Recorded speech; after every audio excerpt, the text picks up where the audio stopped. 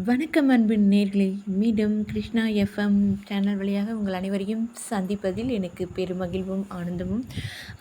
உறங்கும் முன் ஒரு சிந்தனை கதை அப்படிங்கிற தொடரை பார்த்துட்டே வரோம் இல்லையா? கடந்த பதிவுகளை பார்த்து கொண்டே வந்தீர்கள் என்றால் நிறைய கதை சொல்லியாக அவ்வளோ பதிவுகளை போட்டிருப்பேன். அந்த தொடரை நீங்கள் கண்டிப்பாக கவனித்து கொண்டே வாருங்கள் என்று சொல்லிக்கொண்டு இன்று உங்களோடு உறங்கும் முன் ஒரு சிந்தனையாக உங்களிடம் பகிரப்போகும் ஒரு நிகழ்வு இதுதான் அன்பினர்களே. ஆம், மனதை கவனித்து கொண்டு இருந்திருக்கிறீர்களா என்றாவது?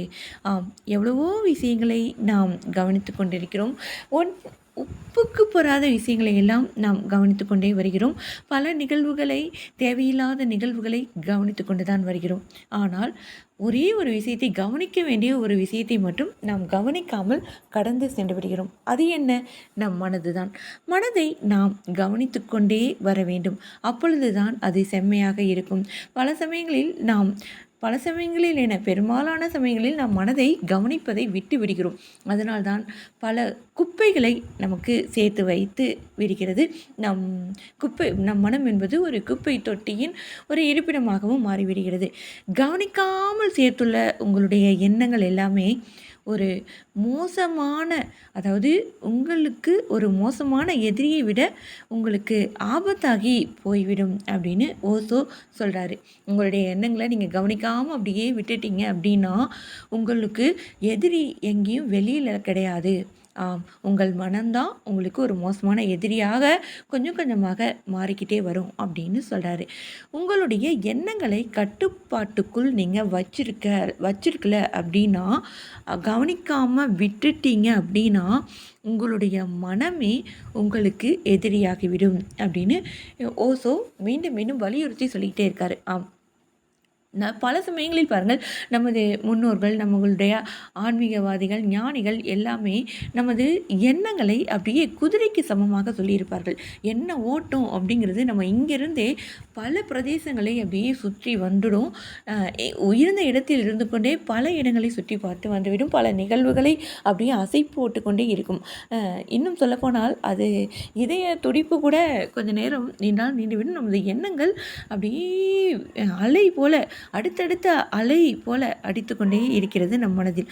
அதை நாம் கவனிக்காமல் விட்டுட்டோம் அப்படின்னா, நமது எண்ணங்களை கவனிக்காமல் விட்டுட்டோம் அப்படின்னா நம்ம மனசே நமக்கு எதிரி ஆகிடுங்க.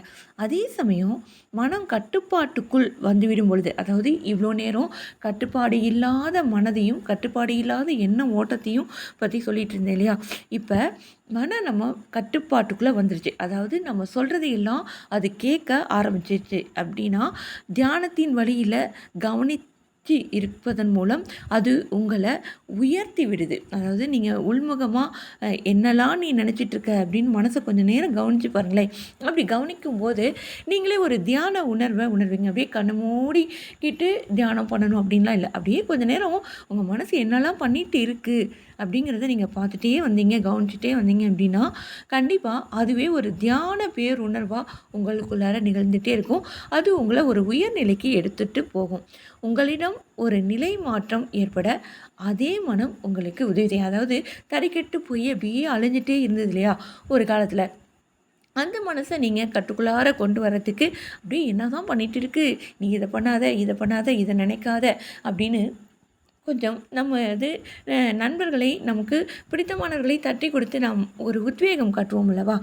அதே போல் நம் மனதையும் நாம் தட்டி கொடுத்து, நீ பண்ணுறதெல்லாம் தப்பு, இப்படிலாம் பண்ணாத, இது உன்னையும் மட்டும் இல்லை என்னையும் படுகொலிக்கு தள்ளிடும் அப்படின்னு நீங்கள் மனசுக்கிட்ட சொல்லிகிட்டே வரும் பொழுது கண்டிப்பாக அந்த மனம் கேட்கும் நிலையில் வந்துடும். கேட்கும் நிலைக்கும் வந்த மனம் நம்ம என்னெல்லாம் சொல்கிறோமோ அதெல்லாம் கேட்கும். இப்போ ஒரு வீட்டில் ஒரு நாய்க்குட்டி இருக்குதுன்னு வச்சுக்கோங்களேன். அந்த நாய்க்குட்டி நம்ம என்னெல்லாம் சொல்கிறோமோ அதெல்லாம் கேட்குற மாதிரி பழக்கி வச்சுருந்தோம் அப்படின்னா கண்டிப்பாக அதை அப்படியே கடைபிடிச்சிட்டு வரோம் இல்லையா? அதே போல் தான் நம்ம மனமும் கூட.